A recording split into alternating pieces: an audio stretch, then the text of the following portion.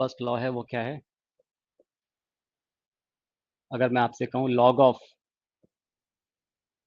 m into n, तो ये किसके इक्वल होगा? Log of m plus log of n। Base कुछ भी ले सकते हैं, तो बेस a ले लेता हूं मैं यहाँ पर। सभी जगह बेस क्या है? a। यानी log of m n is equal to log of m plus log of n होगा। कैसे होगा इसको समझने की कोशिश करते हैं। मैं यहाँ पर थोड़ी देर के लिए इसको x मान लेता हूँ, इसको मैं y बोल देता हूँ। ठीक है, तो इसका मतलब यही हो गया कि x इज इक्वल टू कितना है? Log of m base a। या y इज इक्वल टू कितना है? Log of n base a। ठीक, इसको एक्सपोनेंट में कन्वर्ट करेंगे तो a raised to power x is equal to m आ जाएगा। m is equal to a raised to the power x। यहाँ पर क्या मिलेगा? n is equal to a raised to the power y। ये अभी हमने सीख लिया, समझ लिया है। ठीक है, अब अगर मैं m और n को दोनों तरफ इन दोनों इक्वेशंस का मल्टीप्लाई करूं तो कुछ ऐसा मिलेगा, m into n is equal to a raised to the power x into a raised to the power y। यहाँ पर बेस सेम है तो ये एक्सपोनेंट लॉ लगेगा तो ये ऐड हो जाएंगी पावर्स। तो m into n is equal to a raised to the power x plus y। ऐसा हो जाएगा, होगा। अब ये पूरा एक्सप्रेशन एक्सपोनेंशियल फॉर्म में है, तो इसको लॉगरिथमिक में कन्वर्ट कर सकता हूँ। सीखा है अभी हमने। अब हम अगर इसको लॉग में बोलेंगे तो कैसे बोलेंगे? देखिए, जो आउटपुट है यानी लॉग एम एन, उसको लॉग के साथ में लेंगे हम। लॉग m इंटू एन, इसका बेस कितना है? a। क्या मिलेगा? x plus y. Okay, x और y की वैल्यू हमने क्या ली थी वहां रख देते हैं। हम x को इसको हमने x एज्यूम किया था। तो x is equal to log m base a। तो ये कुछ ऐसा हो गया, log m n base a is equal to log of m base a plus log of n base a। और यही तो हमें लेके आना था। तो ये हमारी फर्स्ट प्रॉपर्टी जो है वो प्रूफ हो गई है। तो ये हमें ध्यान रखना है, log of m into n base a is equal to log of m plus log of n। ध्यान ये रखना है कि हमें कभी भी ऐसा नहीं करना है। क्या नहीं करना है? कि अगर मैं आपसे बोलूं log m into n base a है, तो आप कभी भी इसको इस तरह से नहीं बोलना है कि log m plus log n base a। ये नहीं होता है। ठीक है ना, तो ये मुझे ध्यान रखना है कि ऐसा नहीं होता है कि log m n is equal to log of m plus n. Log of m plus log of n होता है। ठीक है, इन जनरल मैं इसको ऐसा भी बोल सकता हूँ कि लॉग ऑफ, मान लीजिए मैं बोलूँ l m n base a है, तो इसको बोल सकते हैं आप log of l base A plus log of m base A plus log of n base A.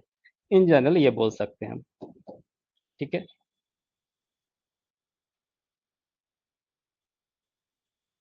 Okay. यहाँ भी यही ध्यान रखना है कि यहाँ गलती से हमें ये नहीं कर देना है। क्या नहीं करना है? कि log of l m n है अगर बेस ए है, तो इसको ये नहीं लिखना है हमें log of base a l plus M plus N. ये नहीं होगा। ये ध्यान रखना है कि ऐसा नहीं करना है हमें। ठीक, इतना नोट कीजिए, फिर आगे बढ़ते हैं।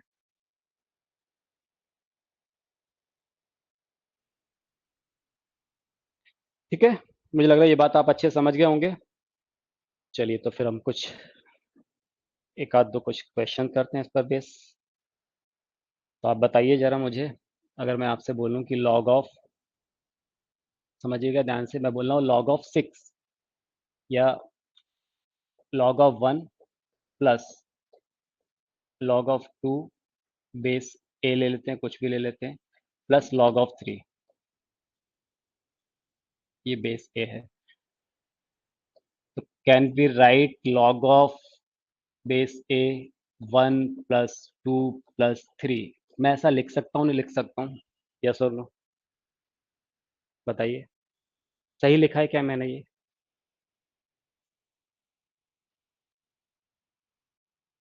ठीक, थोड़ा सा ध्यान से देखिए मैंने लिखा क्या है। मैंने लिखा है log M plus log N plus, है ना, log L plus M plus N is equal to क्या? Log L plus M plus N. ये नहीं हो सकता है, बिल्कुल ठीक है। तो इसलिए आप बोले कि ये गलत है।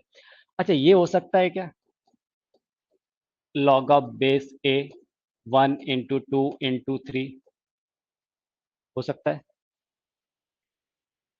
तो ये एक्चुअली है क्या, यही तो है भाई, लॉग ऑफ ए 6 3 × 2 6, और ये भी तो वही है, लॉग ऑफ 6 बेस ए। तो क्यों नहीं हो सकता, बिल्कुल हो सकता है, क्योंकि इसकी ये न्यूमेरिक वैल्यू है, उसका सम कितना आ रहा है, 6 आ रहा है, जो कि इसकी मल्टीप्लीकेशन के इक्वल आता था, तो ये तो पॉसिबल है, कुछ गलत नहीं है। आप समझे, ये तो न्यूमेरिक वैल्यू है। हाँ, अगर ऐसा होता कि अगर इसका मल्टीप्लीकेशन 6 नहीं आ रहा था, मतलब ये ऐड करने पर अगर 6 नहीं आ रहा होता तो नहीं होता, मान लीजिए 8 आ रहा होता तो नहीं होता, अगर मल्टीप्लीकेशन में 6 आ रहा हो, एडिशन में 8 आ रहा है, तो वो पॉसिबल नहीं होता। लेकिन यहाँ पर क्या हो रहा है, मल्टीप्लीकेशन में तो 6 मिल रहा है, और यहाँ पर क्या मिल गया मुझे, log 1 + 2 + 3, वो भी तो 6 मिल रहा है, तो ये तो पॉसिबल है। और आप क्या करोगे, एग्जाम में ऐसे क्वेश्चन देखोगे, आप कहोगे यार हमने प्रॉपर्टी पढ़ी, होता नहीं है, और आप आगे बढ़ जाओगे इसको, है ना, क्रॉस करके। पर ये तो पॉसिबल है यहाँ पर। ठीक है, समझ के बात मैं क्या कहना चाह रहा हूँ। तो थोड़ा सा ध्यान रखना है हमें। एक और चीज समझिए, अगर मैं आपसे बोलूं log ऑफ 6, तो वी कैन राइट 2 × 3। ठीक है, log ऑफ 2 × 3, तो आप इसको ऐसा भी तो लिख सकते हो भाई, log of 2 + log of 3, base चाहे कुछ भी हो, ए ले लेता हूं मैं बेस, लिख सकते हैं, नहीं लिख सकते हैं, सही है ना, कोई दिक्कत नहीं है। log 6 log 2 × 3, तो log 2 + log 3, है ना, इसको लिख सकते हैं, कोई प्रॉब्लम नहीं है। इसी तरह से अगर मैं आपसे बोलूं log ऑफ 6 बेस ए, तो log ऑफ बेस ए, तो आप ध्यान से देखिएगा, -2 × -3, ये भी तो 6 होगा। इसका मतलब हुआ कि मैं ये भी लिख सकता हूँ फिर तो, log of -2 base A plus log of -3 base A. सही है क्या ये, ऐसा लिख सकते हैं, ये नहीं लिख सकते, ये गलत है। क्यों, क्योंकि नेगेटिव वैल्यू के लिए लॉग डिफाइन ही नहीं होता है, तो भाई यहाँ पर नेगेटिव आना ही नहीं चाहिए। भले इनका प्रोडक्ट कितना हो रहा था, -2 - 3 कितना हो रहा था, 6 हो रहा था, पर मैं इसको ऐसा नहीं लिख सकता ना, log ऑफ -2 + log ऑफ -3, क्योंकि नेगेटिव वैल्यू के लिए लॉग डिफाइन ही नहीं है, वो अभी हमने देखा उसकी डेफिनेशन में, तो ऐसा नहीं लिख सकते, गलत हो जाएगा ये। ठीक है, समझ गए। चलिए एक छोटा सा क्वेश्चन वो आपको सॉल्व करना है।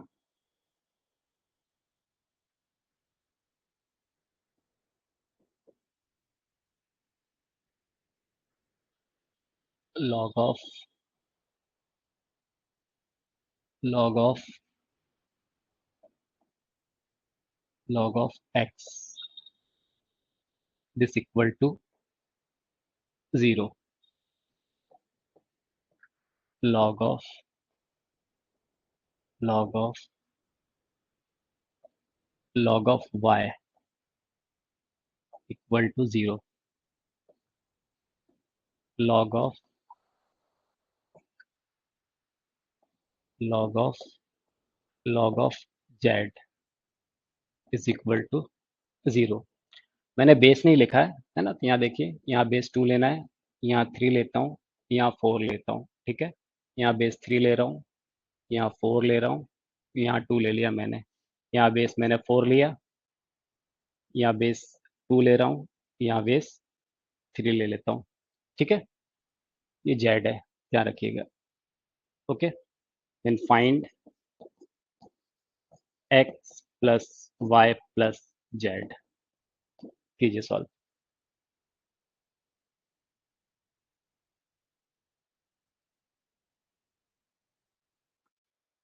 चलिए देखते हैं हम इसे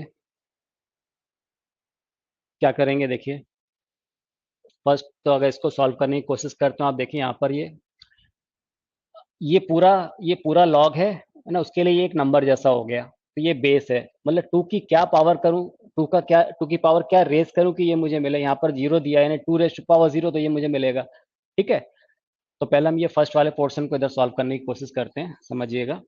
यहाँ 2 रेज़ टू पावर 0 आ जाएगा, तो बचेगा क्या, यहाँ पर कुछ ऐसा बचेगा, लॉग ऑफ बेस 3, और ये बच रहा है कितना, लॉग ऑफ बेस 4 x, ऐसा बचा। ठीक है, और यहाँ पर कितना आ गया, 2 रेज़ टू पावर 0, और 2 raised to power 0 that is ये 1 हो जाएगा। ठीक है ना, इसकी अगर मैं 1 लिख सकता हूँ, तो ये मुझे 1 मिल गया। अब यहाँ पर क्या हो जाएगा, यानी 3 रेज टू द पावर 1, इसको हटाएंगे तो कितना हो जाएगा, ये 3 raised to power 1 is equal to this number, तो क्या आ गया, log of x base 4 is equal to 3 raised to the power 1, that is 3। अब ये तो दिख ही रहा है क्लियरली, यानी 4 रेज टू पावर 3, यहाँ से x इज इक्वल टू क्या मिल गया मुझे, 4 रेज टू द पावर 3, और 4 रेज टू पावर 3 क्या होता है, 64 होगा। सिमिलरली आप यहाँ पर देखिए, यहाँ पर क्या होगा, 3 रेज टू पावर 0, ये क्या मिलेगा मुझे, log ऑफ 4, और ये कितना है, log of 2 base two y is equal to कितना मिल जाएगा, 3 raised to power 0, that is 3 raised to power 0 मतलब कितना हो गया, 1। 4 रेज टू पावर 1 क्या हो जाएगा, 4, तो यहाँ से मिलेगा आपको log of y base two 4 raised to power 1, that is 4। 2 raised to power 4, तो y इज इक्वल टू क्या मिल गया, 2 raised to the power 4, that is 16। ठीक है, सिमिलरली आप यहाँ से चलेंगे तो 4 रेज टू पावर, देखिए 4 रेज टू पावर 0, ये कितना मिलेगा, 1। 2 रेज टू पावर 1 कितना हो जाएगा, 2। 3 रेज टू पावर 2 कितना मिल जाएगा, 8। सॉरी 3 रेज टू पावर 2 कितना मिलेगा, 9। तो यहाँ से z की वैल्यू कितनी आ गई, तो z की वैल्यू आ गई आपके पास 9। तो हमें पूछा क्या था, x plus y plus z, x कितना मिल गया था हमें, 64, प्लस y कितना है 16, और z कितना है 9, तो ये कितना आ गया, 80 प्लस 9 89, तो ये 89 हमारा आंसर हो जाएगा। ठीक है।